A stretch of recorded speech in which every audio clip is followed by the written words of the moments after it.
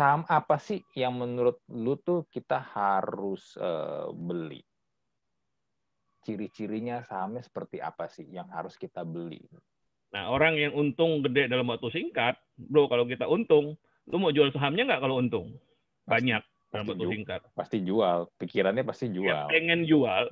pengen jual, tapi aku berani jamin kebanyakan orang tidak sampai jual. Karena berharap besok naik lagi. Welcome to Talk Podcast. Let's talk now. Episode hari ini kita kedatangan seorang guest dari Happy Billionaires Club, Johan Eng. Apa kabar, bro? Halo, bro. Kabar baik.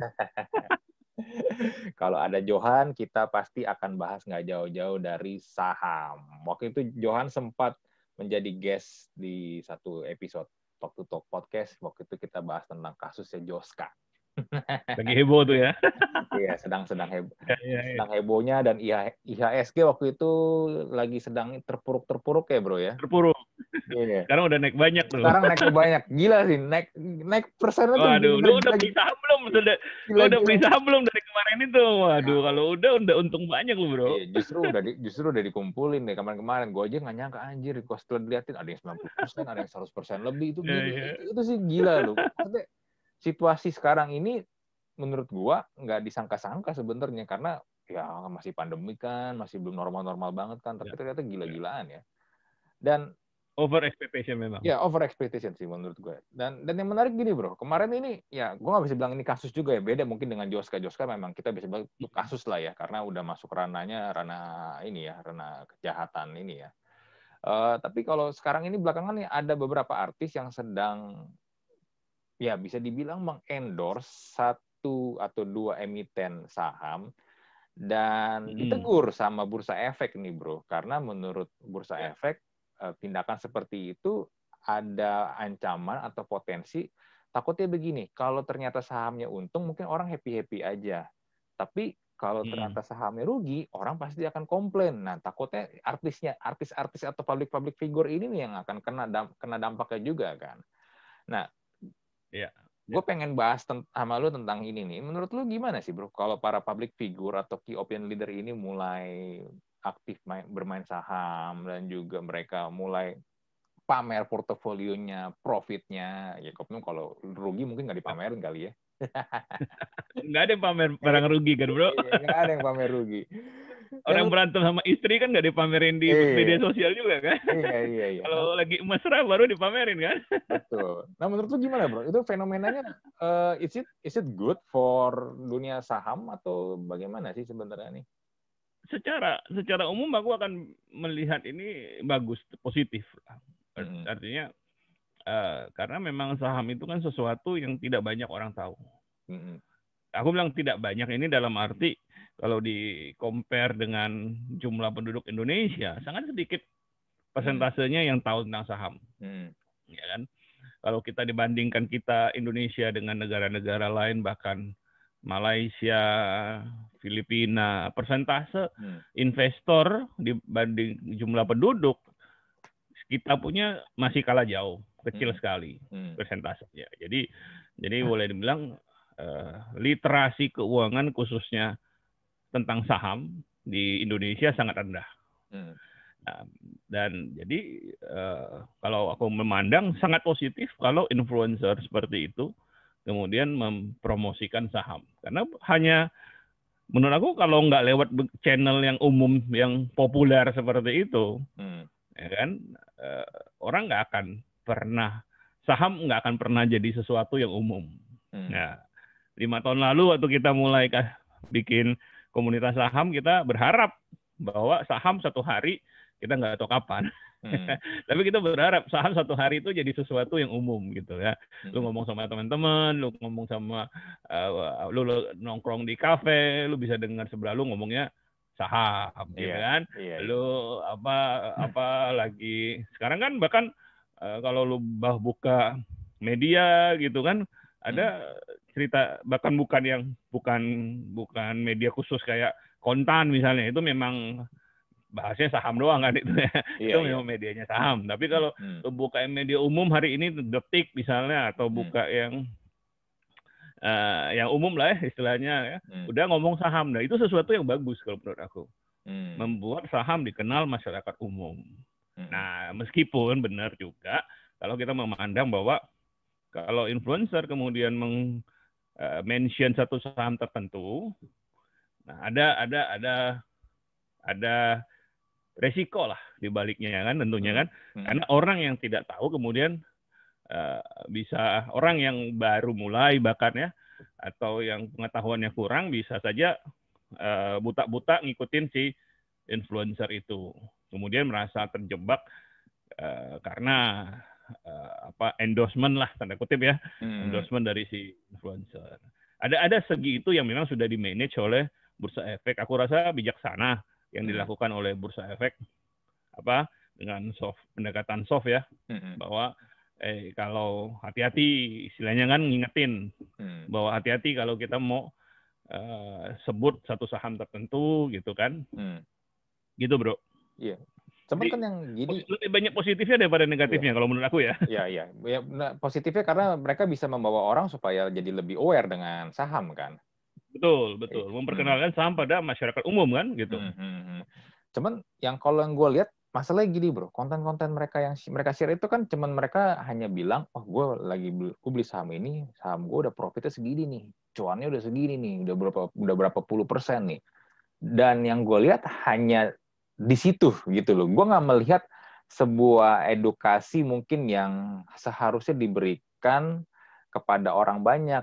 Yang pertanyaan paling gampang lah bro, sebenarnya saham itu apa sih? Saham itu judi atau enggak sih? Itu kan sebenarnya kan pertanyaan-pertanyaan yang harusnya udah harus apa ya, kalau lu emang mau ikutan terjun di dunia saham harusnya udah lu dapet jawabannya dulu gitu loh sebelum lu beli saham dan cuma ikut-ikutan doang. Betul, setuju. Aku setuju bahwa orang seharusnya kan dapat edukasi lebih dulu dan punya edukasi sebelum terjun ya. Tapi aku agak membela si influencer nih karena memang kan bukan tugasnya mereka bro untuk edukasi. Iya nggak dibayar buat edukasi kan. Betul. Kecuali dibayar ya. Tanda secara official itu tugasnya Bursa Efek kan satu, ya kan? Atau komunitas seperti yang aku punya yang kita bangun kan memang tugasnya memang tujuan kita adalah edukasi. Kita dibayar untuk mengedukasi gitu kan.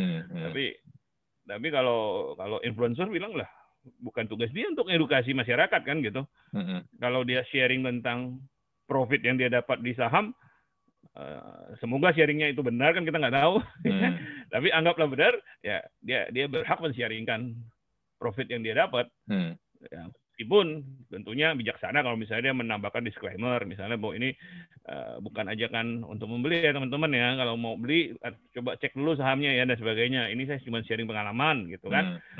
Kalau dia ngomong seperti itu, menurutku udah satu disclaimer lah gitu. Nah kalau misalnya gini deh, sebenarnya kan orang-orang yang merekomendasikan emiten saham A, B atau C itu kan sebenarnya kan dari zaman dulu udah ada kan bro. Betul. Ya. Betul. Maksudnya bukan suatu perusahaan sekuritas juga tiap hari dapat dong. Iya.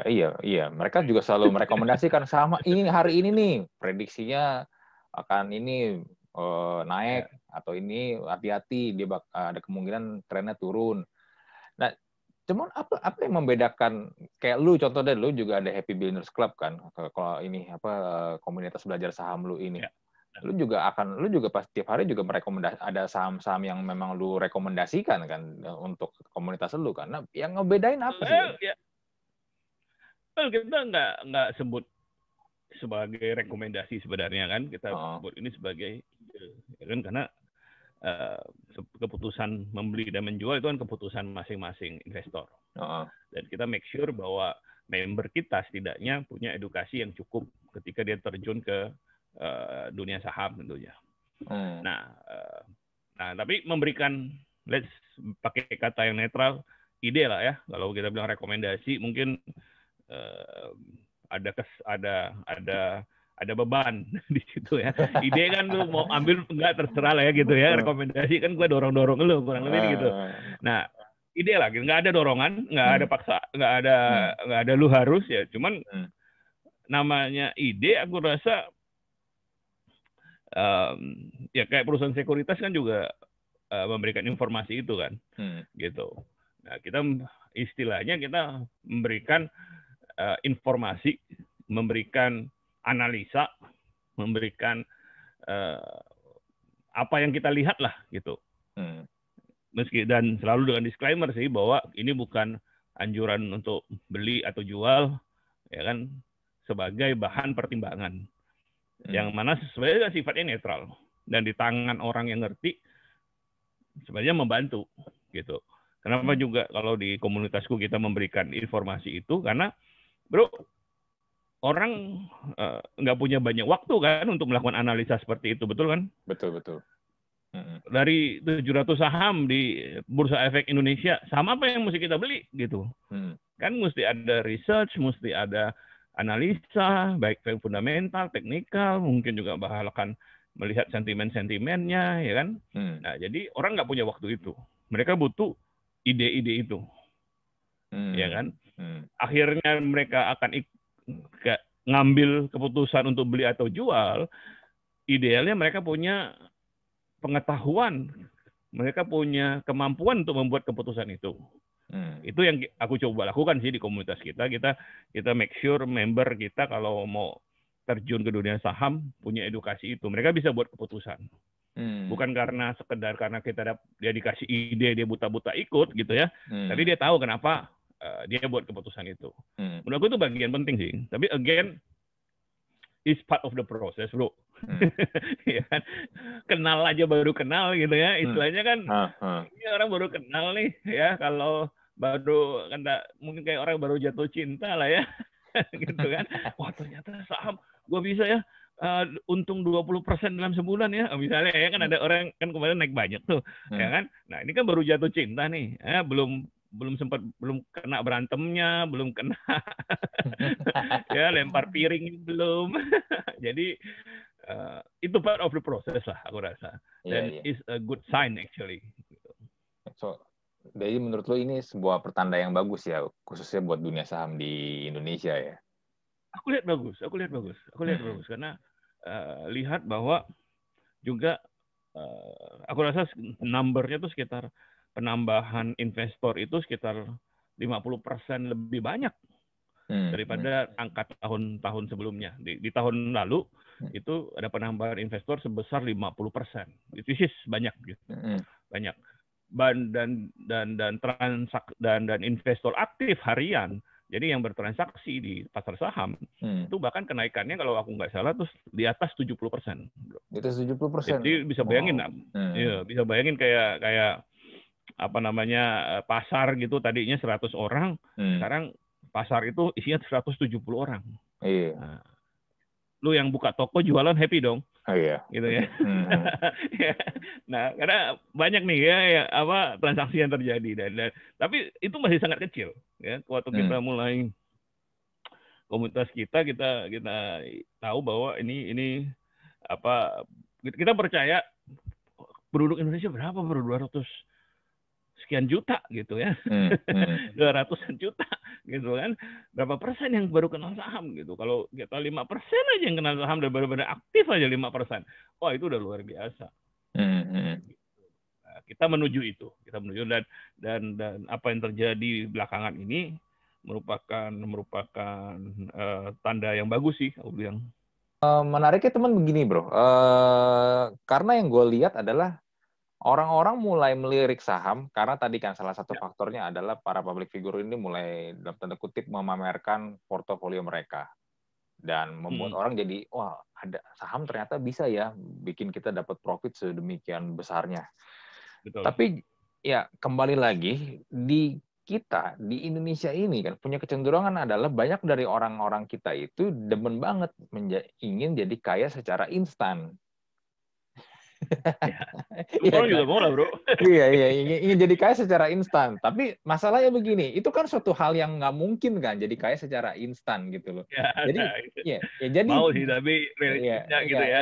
Realitanya kan nggak mungkin kan. Cuman jadinya gini, mereka kan tadi kayak yang gue juga bilang, mereka ikutan akhirnya nih, mereka buka akun saham. Jadinya mereka jadi kayak seperti seakan-akan berusaha mencari siapa nih orang yang bisa kasih prediksi yang paling benar, paling tepat nih.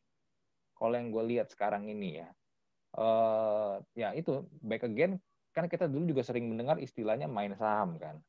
Yang sebenarnya kalau dari gue juga setuju sih, gue nggak setuju dengan istilah kata main saham, karena kalau ngomongnya main dengan kata mindsetnya kan udah beda. Kita berpikir ini kita lagi main kan, padahal sebenarnya yang kita kelola nih, yang kita lagi sedang keluarin duitnya itu duit beneran gitu, bukan duit monopoli. Ya bukan Robux ini ya. Iya. Ini bukan lagi simulasi gitu loh. Cuma kita selalu dibilang main saham gitu.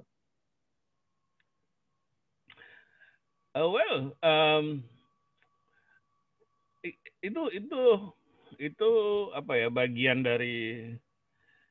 tidak terpisahkan. Artinya kenapa orang ada di pasar saham? Tentu untuk mencari keuntungan. Iya, nggak munafik lah ya, semua pasti pengen dapat profit, betul. Ya kan, kalau nggak ada keuntungan, buat apa di pasar saham kan gitu. Iya, betul. Kan orang ada di pasar saham untuk mendapatkan keuntungan. Anyway, sebenarnya tujuan investasi juga kan memang untuk mendapatkan keuntungan gitu kan. Nah, yang dan itu wajar gitu. Itu wajar, maksudnya ada orang mengharapkan keuntungan Pak lebih cepat dan lebih besar, itu juga wajar kan gitu. Kita harus honestly lihat bahwa itu sesuatu yang tidak bisa dipungkiri gitu kan. Kalau lo bisa dapat uang lebih banyak dalam waktu lebih singkat, siapa yang nggak mau gitu? Semua juga mau. Itu bagian part of human nature. Yang perlu adalah, menurut aku adalah edukasinya tentunya. Jadi kita tahu mana yang realistis, mana yang tidak realistis, mana yang resiko dari tindakan kita, bagaimana membatasi resiko, ya kan? Dari kita jual beli saham, ada caranya kan membatasi resiko kan. Kalau kita invest, kita batasi dengan diversifikasi, kita batasi dengan membeli saham-saham yang fundamentalnya bagus. Kalau kita trading, kita membatasi resiko, kita ada stop loss dan sebagainya gitu. Itu yang pertama aku ajarkan sih bagi mereka yang mau invest, mau trading, cara membatasi resiko gitu. Semua ada resikonya, semua investasi kan pasti ada resikonya, bro. Tapi bagaimana kita batasi resikonya? Nah, yang salah adalah kalau orang tidak membatasi resikonya, gitu ya, hanya melihat keuntungannya tanpa membatasi resikonya. Sangat mungkin, tapi itu terjadi bukan karena orang itu jelek kan, gitu kan, bukan karena orang itu serakah dan sebagainya. Itu semua manusia seperti itu human nature menurut aku. Cuman masalahnya orang yang seperti itu adalah orang yang belum teredukasi atau tidak mau belajar. Banyak juga yang begitu ya. Mau untung doang, nggak mau belajar gitu kan. Nah, itu masalah gitu. Itu masalah. Artinya dia mengambil resiko yang terlalu besar. Atau misalnya belakangan ini kan muncul tuh kan postingan-postingan sharing-sharing nyangkut ya kan. Terus ternyata dia pakai uang untuk beli sahamnya, pakai uang pinjaman dari uang pinjaman online gitu kan. Ada yang uangnya dari harusnya uang kuliah dan sebagainya gitu kan. Which is tidak bijaksana. Itu karena tidak tahu resikonya. Aku tidak menyalahkan orang yang mau untung atau pingin untung gede atau pingin cepat kaya, karena seharusnya semua orang maunya begitu ya. Kalau bisa cepat kaya, ngapain lambat-lambat kaya gitu. Iya. Tetapi yang jadi masalah, kenapa orangnya tidak mengerti resikonya dan tindakan yang dia ambil itu. Bukan harapan dia, bukan apa yang dia mau itu yang salah, tapi tindakan dia yang tidak memperhitungkan resiko itu yang salah, bro. Jadi ya kan, kalau misalnya kita dapat 20% nih dalam sebulan dari di saham, gede dong. 20%. Gede. Kalau punya member yang punya usaha, dia bilang, Pak, waduh, kalau kayak gini, mendingan saya tutup usaha saya saham aja katanya. Saya bilang jangan. Gitu. Aku bilang, pasar lagi bagus, tidak selamanya pasar seperti ini kan gitu. Iya. Aku coba mengedukasi dia gitu kan. Orang-orang yang mungkin terlena dengan dapat keuntungan yang besar dalam waktu yang singkat, berpikir bahwa selamanya akan seperti itu. Di pasar saham kan tidak seperti itu. Ada pasar bullish, ada pasar bearish, ya, ada saatnya dia uptrend, ada saatnya dia sideways gitu kan. Sekarang beberapa hari minggu ini sebenarnya kita lihat pasar mengalami koreksi. Yang memang sudah kita harapkan sebenarnya dari awal tahun gitu.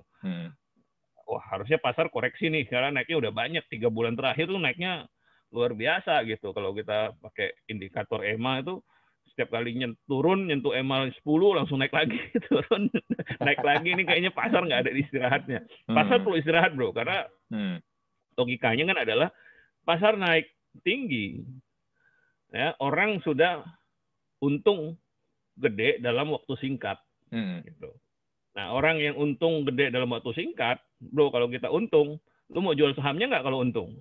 Banyak dalam waktu singkat. Pasti jual. Pikirannya pasti jual. Ya, pengen jual, tapi aku berani jamin kebanyakan orang tidak sampai jual. Karena berharap besok naik lagi, bro. Misalnya lu bilang nih, hari ini gue udah untung. Gue udah untung 20% nih, ya kan? Dalam waktu sebulan, untung 20% nih. Anggap ini saham yang nggak luar biasa yang sehari naik 25% lah ya. Ini yang sebulan naik 20%. Jadi masih wajar. Ya. Tanda kutip wajar ya. Naik 20% dalam sebulan. Nah, kalau udah bilang, 20% ini saatnya gue take profit nih. Besok dia naik lagi 2% misalnya. Jadi jual nggak? Nggak jadi. Nggak jadi kan? 20 udah jadi 22 loh, bro. Mikir dulu dia. Gue tunggu siapa tahu dia naik lagi. Mungkin 30% gue baru jual. Gitu. Nah, ketika pasar naik banyak, maka kebanyakan orang seperti itu tuh. Duduk di atas profit lah istilahnya. Profit. Nggak mau jual nih ceritanya. Karena gue untung banyak nih. Gue nunggu dia naik lagi. Atau kalau dia turun lagi, baru gue jual. Nah, orang-orang itu baru akan lepas sahamnya. Ya kan? Itu yang kita bilang koreksi. Ketika, sahamnya turun nih. Lu udah dapat 30%. Besoknya dia turun. Ya kan? 5%. Besoknya lagi turun 5% lagi. Dari 30% lu dalam 2 hari udah hilang 10% misalnya. Jual nggak? Pasti takut kan? Dari 30% tinggal 20%. Jual kan akhirnya gitu kan? Lepas. Nah, ketika lu lepas, kan yang masuk orang baru. Betul nggak? Pemilik baru. Ya kan? Pemilik baru. Nah, pemilik baru ini nggak punya keinginan seperti kita. Yang udah untung 20% kan? Pengen cepat-cepat jual gitu. Nah, itu yang bikin pasar kemudian mengalami koreksi dan kemudian bisa naik lagi. Jadi ada tahapannya, bro. Betul. Nggak ada pasar naik terus kan, gitu kan. Nah, koreksi itu sehat. Koreksi itu perlu, gitu. Dan minggu ini kita lihat pasar sudah mengalami koreksi. Gitu. Kita tunggu-tunggu sih sebenarnya, karena kalau nggak terjadi koreksi, susah juga naik terus, bro. Kita berharap dia 7.000. Ya cuman ini kan, bro, banyak dari orang kan mungkin kalau untuk beli gampang lah, beli saham gampang, masuknya gampang. Cuman kan yang kayak tadi lu bilang kan, untuk kapan mau jualnya itu kan orangnya sebenarnya lebih banyak bingung dan nggak tahu kan. Betul. Kalau aku biasa ngajarin teman-teman tuh, beli itu sebenarnya spesifik. Beli itu ilmu pasti lah, tanda kutip. Nggak ada yang namanya pasti sih, tapi aturannya lebih jelas. Kalau kayak gini lu beli, ini entry point. Kita biasa ngajarin seperti itu. Kita sebutnya setup atau pola lah ya. Kayak gini-gini nih lu bisa masuk beli, entry point-nya begini. Tapi kalau jual itu lebih ke arah art gitu ya, lebih ke arah preferensi masing-masing. Gitu. Nah, gue mau take profit gitu kan. Lu bisa jual sell on strength, lu bisa jual sell on weakness gitu. Lu bisa jual ketika harga sahamnya masih naik atau ketika harga sahamnya udah turun, trennya berubah gitu. Nah, itu kan kembali ke agresivitas. Gue pribadi misalnya, tergantung keadaan market, ya kan. Kalau marketnya rawan koreksi seperti sekarang, gue udah untung, gue akan take profit. At least gue akan jual sebagian, akan take profit sebagian yang kita bilang top slice. Ketika misalnya profitnya lebih dari 30%. Satu saham gue udah lebih dari 30% nih. Gue akan jual setengahnya. Artinya gue udah amankan nih setengah profitnya. Sisanya silakan lah, mau naik boleh, turun boleh. Itu udah bonus gitu kan hitungannya. Nah, kalau itu sell on strength ketika sahamnya masih naik. ya kan? Sisanya gue bisa tunggu dia kalau dia turun harganya, ya kan, nembus resisten tertentu lah. Nembus support tertentu lah. Biasanya kita pakai indikator EMA gitu ya. Anyhow, pokoknya gue jual ketika yang naik tadi udah berubah jadi turun. Nah, gue jual lagi setengahnya, gitu. Jadi itu membuat kita nggak usah nebak-nebak kan sebenarnya kan? Karena kita mengikuti aturan tertentu. Aturan gue adalah gue jual 30%, gue akan top slice. Gitu. Habis gue top slice dia naik, nggak usah gue sesali. Iya. Karena lu nggak akan tahu apa yang terjadi besok kan. Betul. Gitu bro. Ya, tapi kan lu gini bro, lu bisa ngomong begitu karena ya lu udah paham dan lu juga udah pengalaman lu juga udah lama gitu loh. Jadi lu bisa dengan kita ngomong terlalu berat nggak nih ceritanya? sebenarnya gini sih, yang menarik adalah gini kan, tadi kan pertanyaan gue adalah kan beli itu gampang, tapi kan kapan jualnya itu kan yang sebenarnya kan yang susah kan buat banyak orang kan. Betul. Teman kan lu bisa mengambil keputusan seperti itu kan karena mungkin juga udah dari pengalaman lu ya kan, dan juga udah dari lu juga paham, lu banyak belajar gitu loh. Tapi yang baru-baru ini nih, kembali lagi yang baru-baru ini itu kan ya sekali lagi menggembirakan karena mereka udah mulai aware dengan saham, tapi kan kebanyakan juga hanya ikut-ikutan doang kan.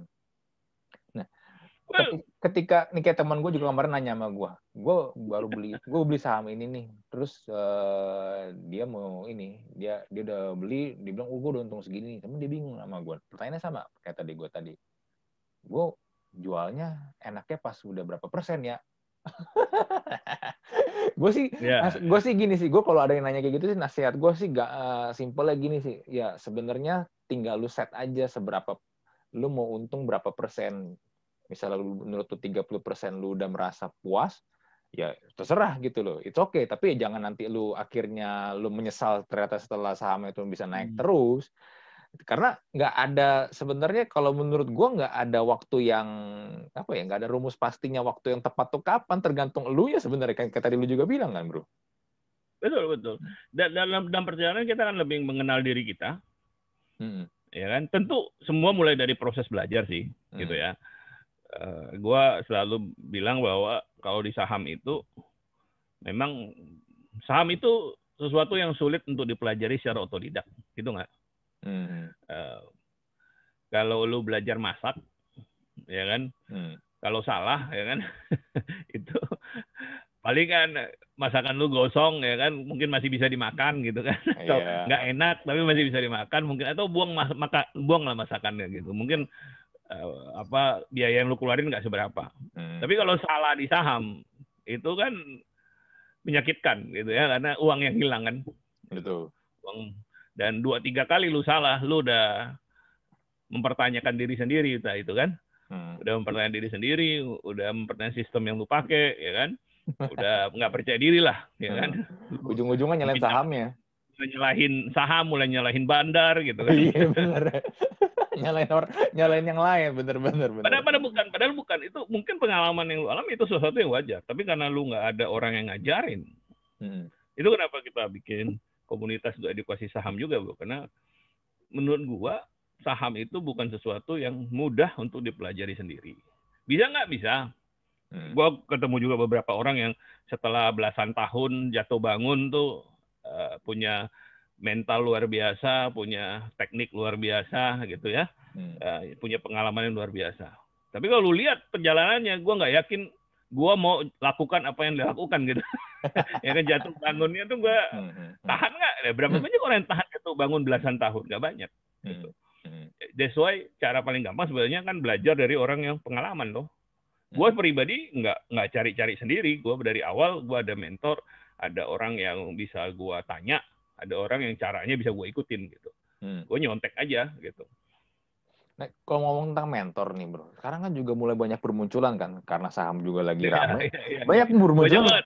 Mentor-mentor yang ngajarin, yang konon sih ya, konon. Channel YouTube bro, itu udah kayak apa tuh? Iya, di YouTube, di Instagram yang mengajarkan nih tentang, saham tuh gini. TikTok juga, TikTok katanya. TikTok juga. Dan mereka juga pamer nih, oh dari saham nih gue bisa dapat, gue bisa beli ini, mobil, gue bisa beli ini, pokoknya inilah ya apapun yang mereka bisa ini. Cuman pertanyaannya begini, seberapa kredibel kah orang-orang ini? Gimana cara ngebedain ini mentor yang ini nih kredibel atau enggak gitu loh? Aduh, ini pertanyaan susah ya. Well, atau kalau nggak gini bro, kalau nggak gini bro, kalau gua ke lu, karena gua udah kenal lu, gua tahu kapabilitas lu lah, ya kan. Tapi bedanya gini, mereka kan mengiklankan diri mereka kan, mempromosi diri mereka kan di sosial media kan. Gimana cara gue tahu ini orang bener, di orang kredibel atau ini orang abal-abal gitu loh? Jangan-jangan ini orang cuma jualan ludah doang. Itu keputusan yang nggak gampang sih, ya kan? Nah, well, ya gue beruntung juga karena mentor gue dikenalin oleh mentor gue yang lain. Nah, mentor gue di saham ini orang yang punya pengalaman 50 tahun. Terus dia udah kaya banget dari saham. Udah sukses banget nih ceritanya. Ya, udah terbukti. Lalu dia memang punya sekolah saham yang jadi ilmunya tuh udah jelas gitu kan. Dia punya tim yang memang dia didik untuk manage dananya dia. Jadi semua checklist tuh terpenuhi tuh kalau buat mentor gua nih. Pengalaman iya 50 tahun ya kan. Sukses iya udah pasti gitu ya, orang kaya banget dari saham ya kan. Terus 3 misalnya jelas dia nggak jual ludah karena gue nggak bayar dia apa-apa gitu. Benar-benar dia bantu gue gitu, satu hal. Terus apalagi ilmunya jelas, ilmunya simple, bisa diduplikasi. Nah, jadi itu juga gue beruntung lah ketemu mentor seperti itu. Dan gue tahu nggak banyak orang punya pengalaman seperti itu. Gitu. Well, gimana cara milih mentor yang baik ya? Gue rasa sih pertama selalu mulai dari lu jangan selalu langsung percaya 100%, itu pasti dong bro. Itu logis aja kan. Orang yang mau belajar dari gua aja, dari komunitas gua aja, gua maklum kalau dia nggak percaya di awal-awal gitu. Ya kan?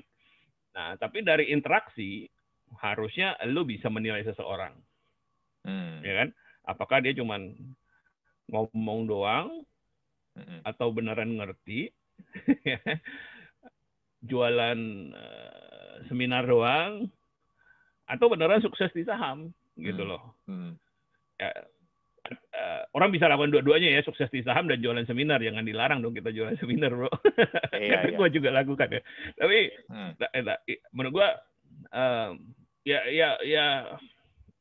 itu pertanyaan sulit sih, gimana caranya. Itu kan kayak lu tanya sama gue, gimana caranya gue nilai satu orang jujur apa enggak gitu ya. Satu orang beneran, ya itu kan bener-bener you have to be a judge of character lah gitu. Kalau lu lihat di YouTube jangan langsung percaya lah gitu, karena semua orang bisa bikin channel YouTube kan gitu. Ada sekarang YouTube ada, kalau lu search keyword saham, astaga. Banyak banget apa juga sekarang. ada bro. Iya banyak banget. Gua satu hal juga ya, kita bisa referensi ke luar negeri bro. Iya kan? Ke luar negeri, gimana maksudnya ke luar negeri? Maksudnya ilmu saham itu bukan itu sesuatu yang global ya kan, sesuatu yang umum gitu bro. Dan ini udah ratusan tahun anyway. Lu bicara analisa teknikal misalnya, itu atau analisa fundamental, itu sesuatu yang udah ratusan tahun loh. Ya kan, dari dari zaman dulu juga ada gitu ya. Nah, kalau ada orang yang muncul dia bilang ini teknik gua, lalu tekniknya dia itu nggak ada hubungannya sama istilahnya benchmarking lah, istilahnya apa yang biasa ilmu saham di luaran secara dunia gitu ya. Ya nggak usah lu percaya bro, ini bikinan dia sendiri. Ya kan? Betul nggak? Itu kadang-kadang orang Indonesia seneng tuh ya. Ya kan, bikin macam-macam gitu, istilah macam-macam. Gua kalau nonton di YouTube juga tuh ya, yang tuh orang dunia nggak kenal loh. gitu loh. Nggak ada yang seperti ini gitu. Gitu. Jadi kalau seseorang ngajarin ini ya saya temukan sendiri gitu ya, nggak ada bro yang begitu. Itu apa, ilmu saham itu udah ratusan tahun, ya kan? Kalau bisa contoh lah ada ilmu kedokteran bro, ya kan? Kan sesuatu yang lu bisa referensi keluar dong. Iya, betul. Nggak ada orang yang ngajarin lu, ini dia bilang ini teknik yang gua temukan sendiri nih. Nggak ada referensinya di luar negeri, nggak ada referensinya di internasional. Gua akan sangat meragukan dong. Benar nggak? Gitu. Ya seperti itu. Itu juga bisa tuh bro. Iya, bisa jadi benar, tapi kan butuh ya itu penelitian lebih lanjut lagi apakah ini valid atau enggak. Iya kan? Ya betul, ya kan? Ya, silakan, gua nggak mau jadi kelinci percobaan kan. Lu mau suntik jangan gua, suntik orang lain aja. Gitu. Iya. Ya karena ya kembali lagi mentor-mentor ini banyak banget sekarang. Betul. Dan gue I feel you bro. I mean, gue juga sangat merasa, maksudnya kita di gue dan tim kita coba yang terbaik yang kita lah bisa, ya tentu kita coba reach out lah ya. Kita pakai iklan, kita pakai WhatsApp group, itu udah cara yang menurut gue paling gampang menjangkau ke semua orang gitu kan. Karena kita tahu bahwa banyak orang membutuhkan guide yang baik gitu. Kita merasa moral obligation kita untuk melakukan itu. Tentu kita nggak mungkin menjangkau semua orang, dan mungkin nggak semua orang juga mau ikut kita, kan? Dan pasti tidak semua orang mau ikut kita. Tetapi kita sebagai, gue merasa berhutang budi sama mentor gue, karena dari awal udah bimbing kita tanpa kita bayar, ya kan? Kita bisa pay forward lah, kita bisa membalas kebaikannya sama orang lain. Nah, dan ya itu yang kita coba lakukan ya. Kita buat WhatsApp group ya, kita bagikan edukasi di sana gratis anyway. Tentu kalau orang yang berminat dia bisa jadi member kita supaya belajar lebih dalam, belajar lebih banyak gitu kan. Nah, tapi kita coba untuk bagi sih edukasi ini kepada banyak orang. Nah, tapi again tiap orang harus buat keputusan kan. Dia percaya dia mau ikut yang mana nih, dia ikut siapa nih gitu. Gue sangat setuju bahwa orang harus hati-hati dalam milih mentor. Gitu. Meskipun ketika kita baru mulai di saham itu agak tricky kan. Lu mana tahu mana yang benar mana yang enggak gitu kan, lu baru mulai. Iya. Nggak usah baru mulai tahu mana yang ini ketika dia baru buka akun saham terus lihat itu aplikasi sahamnya itu grafiknya lo gerak cepet banget, mungkin dia juga udah bingung ini gimana cara pakainya kali. Iya. Nah sekarang gini bro, karena orang mungkin bingung memilih saham itu yang bagus tuh kayak gimana. Ya mungkin kita nggak bicara satu atau dua emiten saham lah ya yang bagus tuh apa dan yang kita harus beli tuh apa. Tapi mungkin lu bisa share gak sih saham apa sih yang menurut lu tuh kita harus beli? Ciri-cirinya sahamnya seperti apa sih yang harus kita beli? Well, nomor satu sebenarnya kan kembali pada tujuan kita. Nah ini penting nih menurut gue bro. Kalau gue akan tanya lu mau jadi investor apa mau jadi trader? Itu yang harus dijawab. Ini dua hal yang berbeda. Harus dijawab dulu dan juga lu sama harus orang ini. Ya, atau lu mau jadi dua-duanya. Jadi ada 3 pilihan nih. Investor, trader, atau investor dan trader. Gitu kan. Nah, yang membedakan apa nih? Ini penting. Menurut gua jangan ngomong saham apa dulu kalau lu belum jelas tujuan lu. Ya kan? Nomor satu adalah tujuan lu apa nih untuk beli saham ini. Gitu. Buat dapat uang pak, buat dapat untung ya, nggak cuma nih, nggak, ya kan? Ya benar, dua-duanya juga dapat untung, tapi dua jalan yang berbeda, yang hasilnya sama gitu. Nah, gue suka kasih ilustrasi gini bro, investor itu kayak petani, lu dapat uang juga kan dari bercocok tanam kan, tapi lu dapat uang dari lu nabur benih, ya lu tunggu benihnya tumbuh, ya kan? Lu sabar untuk nunggu panen, gitu. Begitu panen lu dapatnya banyak memang, gitu kan? Nah, tapi kan lu nggak akan panen setiap hari, lu nggak akan panen seminggu sekali, ya kan? Ya mungkin kalau lu luar biasa ya bisa panen setahun 3 kali 4 kali mungkin gitu ya. Tergantung sih kalau padi ya enggak. Tapi kan you get what I mean lah pokoknya ya. Nah itu investor bro. Kalau trader itu kayak pedagang beras. Lu beli beras terus lu jual dong.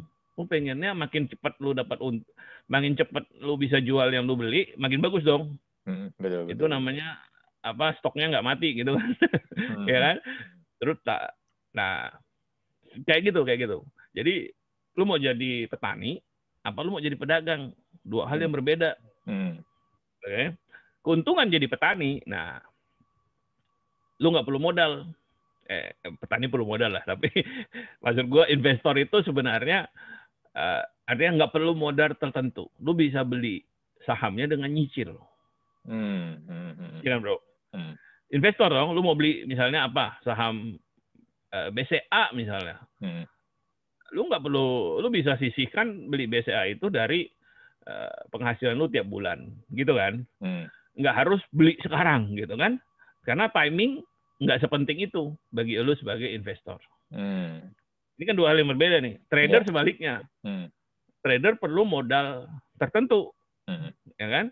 Karena ya kayak pedagang bro, lu perlu modal loh sebagai pedagang gitu. Kalau begitu. Nah, bedanya lagi juga adalah kalau lu investor itu benar-benar lu bisa pasif. Nggak usah lu liatin tuh saham. Habis lu beli, makin jarang lu lihat makin baik. Makin jarang lu dengar tentang saham bisa jadi lebih baik gitu. Ya.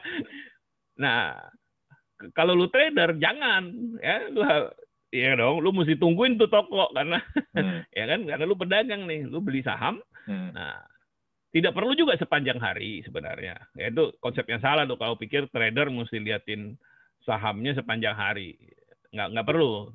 Gue misalnya ngajarin teman-teman, lu pagi hari aja dan malam hari aja review posisinya cukup gitu. Lu perlu 30 menit, 60 menit sehari udah cukup sebagai trader. Nggak perlu sepanjang hari gitu, karena lu bukan trader full time gitu kan. Ada itu yang apa, liatin sepanjang hari gitu ya, kecuali lu memilih itu sebagai profesi ya gitu kan. Nah, nah itu bedanya nih. Lu harus jelas nih, lu mau invest atau mau trading gitu. Kalau lu invest, jangan iri sama orang yang trading. Kalau lu trading, ya kan, jangan berlaku seperti orang yang invest. Kan dua hal yang berbeda nih, bro. Ya nggak sih? Nah, invest atau trading. Ya, dua-duanya ada kelebihan, ada kekurangannya. Nah, kalau lu mau lakukan dua-duanya juga bisa. Mau invest sekaligus trading, bisa. Tapi pisahin uangnya. Pisahin account-nya kalau bisa. Supaya lu nggak kecampur. Gitu. Nah, habis itu barulah kita bisa bicara saham apa sih yang mau dibeli gitu kan. Karena saham yang lu mau beli untuk invest sama saham yang lu mau beli untuk trading biasanya berbeda. Bisa aja sama. Okay? Tapi biasanya berbeda dari segi timingnya gitu. Nah, itu yang penting. Nah, menurut gue ini penting, bro. Karena orang nggak ngerti ketika dia masuk pasar saham, seringkali ya udah gue mau beli saham supaya untung gitu doang gitu. Tapi kan untung ada caranya gitu. Lu mau invest apa mau trading gitu. Nah, dia bilang gue mau invest, tapi tiap hari dilihatin tuh, setiap 1 jam dilihatin sahamnya udah naik belum ya, itu bukan invest namanya kan gitu. Berarti lu investor rasa trader gitu, suka ini ya, sahamnya turun dia panik kan gitu. Padahal dia bilang mau invest, seharusnya kan dia nggak perlu panik. Betul. Itu yang kita temui juga tuh, member gue tuh bilang mau invest aja gue. Oke, invest saya, tetapi begitu turun dia udah panik duluan tuh. Kok nggak naik ya ini ya gitu kan. Kemarin apa tuh nggak, sekarang misalnya Unilever kan nggak naik tuh, malah turun. Ya kemarin sempat naik lah, tapi sekarang turun lagi, ribut tuh pada. Harusnya kan senang loh bro, itu saham yang bagus untuk invest kan Unilever. Lu bisa bayangkan Unilever bangkrut? Ya kita odol bisa dan bayangkan yang lain Unilever mungkin nggak ada pasokan lagi. Ya bisa bayangkan Unilever misalnya rugi gede. Nggak mungkin dong. Berarti ini saham yang bagus untuk invest sebenarnya. Aman loh. Too big to fail ya. Lu khawatir lah. Ya kan ini saham yang lu bisa tinggal untuk tidur. Contoh aja nih ya kalau nyebut satu nama. Unilever misalnya. Tapi hari ini sahamnya nggak naik-naik, bro. Nah, kalau lu protes kenapa sahamnya nggak naik-naik, lu nggak cocok lo jadi investor. Lu jadi trader aja, gitu kan. Yang sahamnya selalu lu cari yang naik terus. At least pada saat lu beli, habis lu beli, lu berharap naik, ketika dia turun, lu udah jual. Invest nggak kayak gitu. Invest lu beli, supaya lu bisa beli banyak, ya kan? Nyicil dari yang lu sisihin, ketika dia naik, lu udah punya banyak loh. Gitu. Invest juga bukan berarti lu harus tunggu 5 tahun sih, ya kan? Biasanya yang kita anjurin lu 6 sampai 24 bulan lu udah bisa take profit gitu. Itu bagi kita udah bisa dibilang invest. Ya, tapi 6 sampai 24 bulan, bro. Bukan seminggu, bukan sebulan gitu. Nah, kalau yang trader masalahnya itu. Kalau yang trader rasa investor tuh kayak gimana, bro? Gua akan bilang investor adalah seorang yang ingin mendapat keuntungan dari saham. Oke. Dan dia dengan cara yang pasif. Gitu. Lalu bilang gua nggak mau pusingin saham. Tapi gua tahu saham bisa ngasih gua untung, gitu kan? Jadi investor. Karena gua nggak mau tuh baca berita saham, gua nggak peduli lah, pokoknya gua mau dapat uang doang, gitu. Investor. Investor itu berarti cara yang damai lah ya, pilihan yang damai.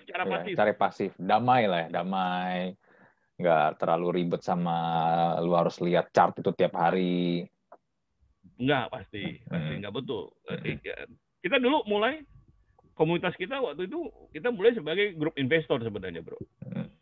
Meskipun sekarang mungkin 50-50 lah, invest dan trading juga gitu ya. Tapi kita mulai dulu sebagai investor. Karena, dan gue ingat banget ketika kita ngajarin invest, ya kan, waktu 5 tahun lalu lah ya, 5 tahun lalu, banyak yang kita bisa ajarin, karena orang nggak ngerti saham kan, kita mesti jelasin dari basic sekali gitu.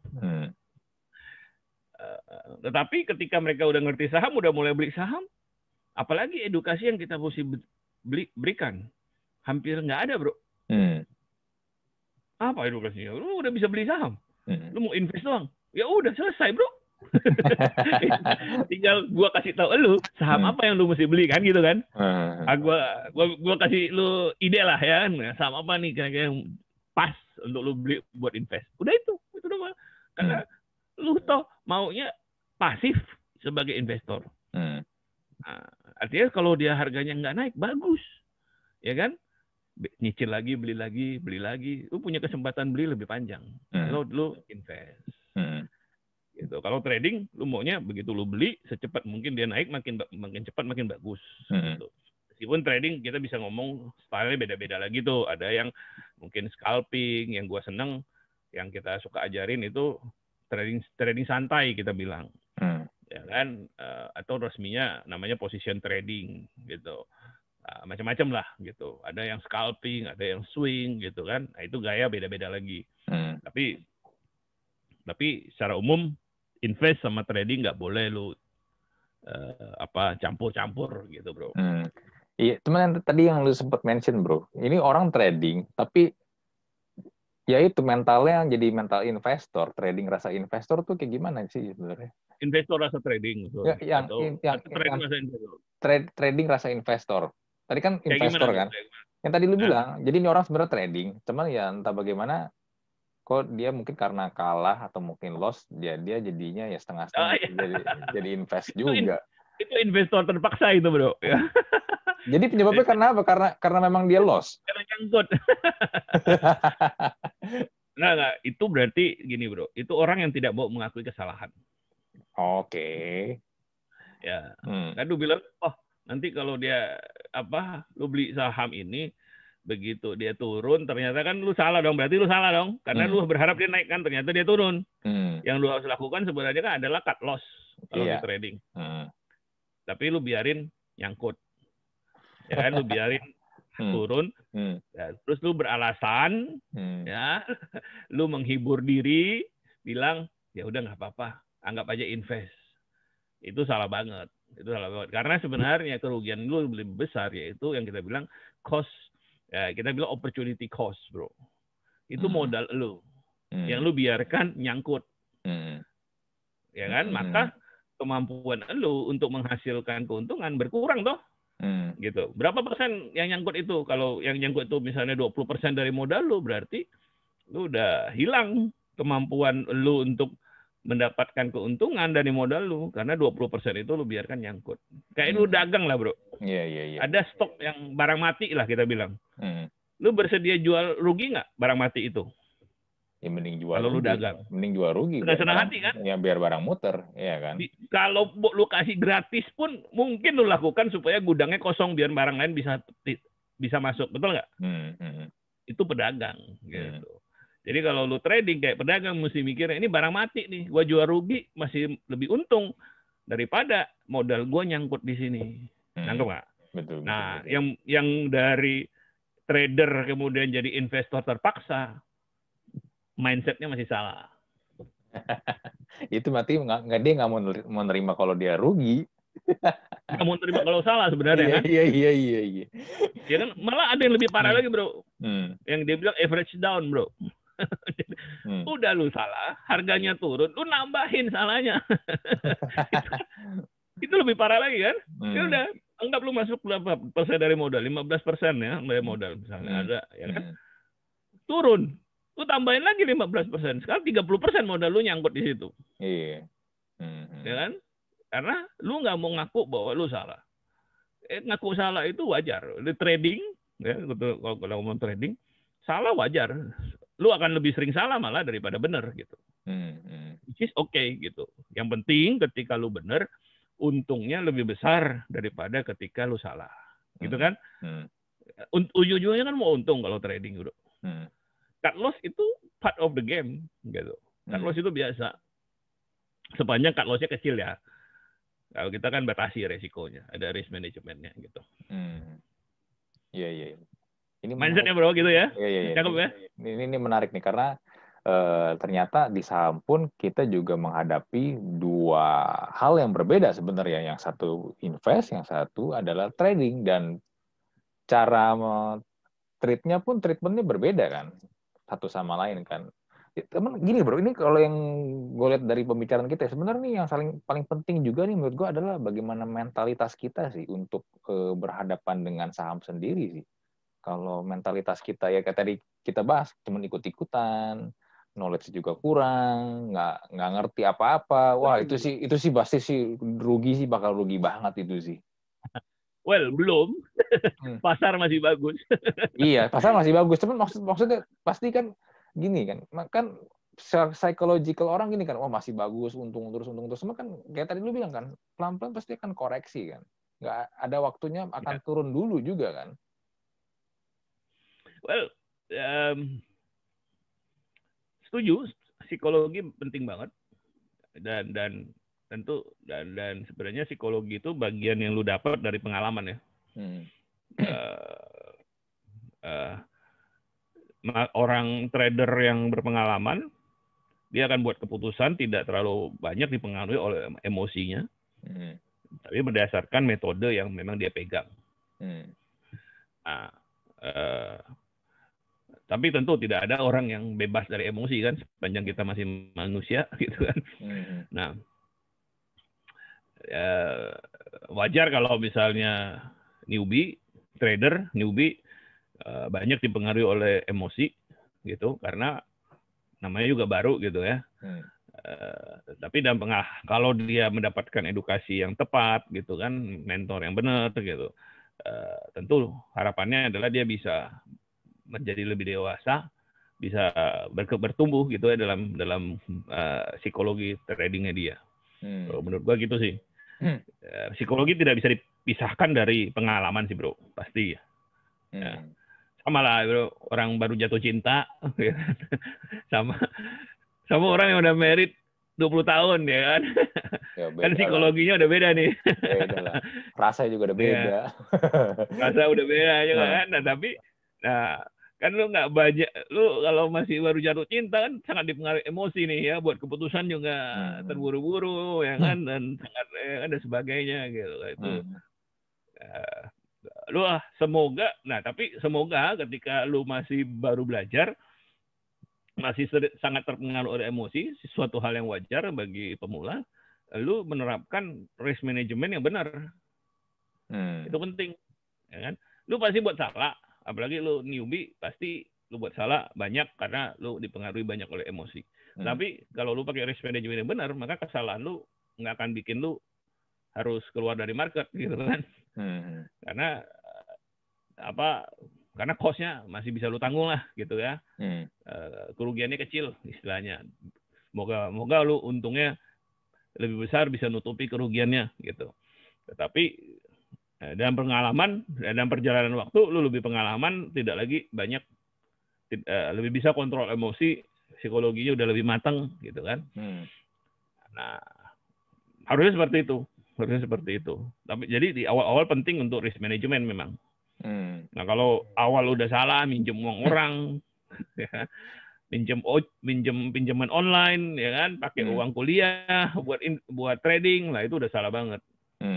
Karena risk manajemennya udah salah tuh, ya kan? Atau tadi itu udah harusnya cut loss, lu nggak mau cut loss, average it down gitu kan? Nah, itu salah banget. Nah. Iya.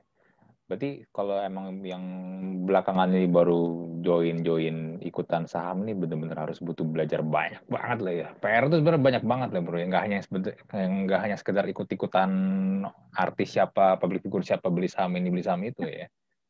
Well, pasti belajar pasti. Tapi istilahnya,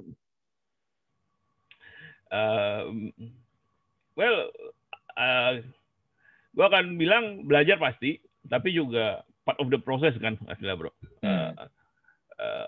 Artinya supaya orang kemudian tahu kan, memang dia harus ngalami dulu, gitu ya. Dia harus, kadang-kadang juga dia mesti kena batunya dulu nih, baru mau belajar. Ada yang begitu juga kan, gitu. Nah, artinya gue ngeliat fenomena ini positif lah, gitu loh bro. Positif, dan semoga bisa lebih besar malah. Semakin banyak orang kenal saham, pasti di dalam perjalanan ya ada yang kenal saham, salah jalan dan sebagainya, ya nggak bisa dicegah, ya kan. Kita namanya orang belajar gitu, pasti ada yang salah, ada yang nggak berhasil juga gitu. Tapi tidak menutup benefit bagi mereka yang memang mau belajar kemudian berhasil. Menurut aku gitu sih. Dan menurut aku sangat penting sih untuk belajar itu, dan